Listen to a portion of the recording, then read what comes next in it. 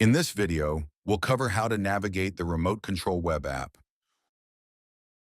On the home screen, you will see Relay 1 and Relay 2, which in this case, they have been named Door 1 and Door 2. Here you will have the ability to turn a relay on or off, as well as trigger the relay on for a quick duration of 5 seconds.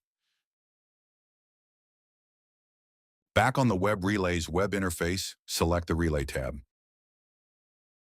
Since we are connected to the cloud, any changes made on the remote control web app will be reflected on the Web Relays web interface.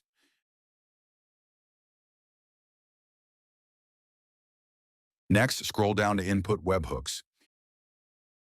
Here we can send an API call whenever Input 1 is triggered and turned on, for example.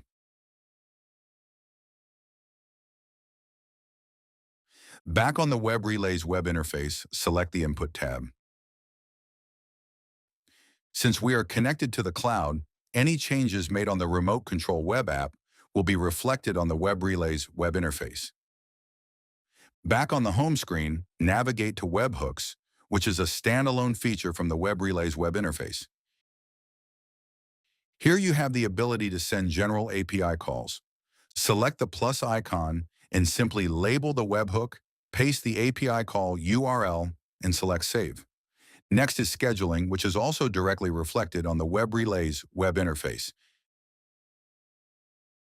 In this example, we will create a task on the remote control web app and then see the changes being made back on the Web Relays web interface.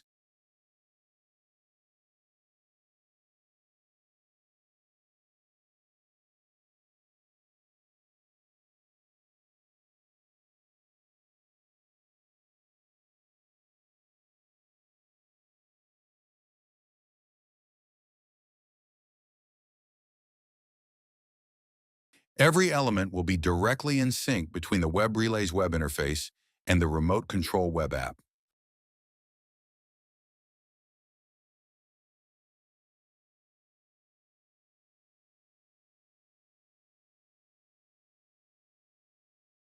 For more information, please contact us.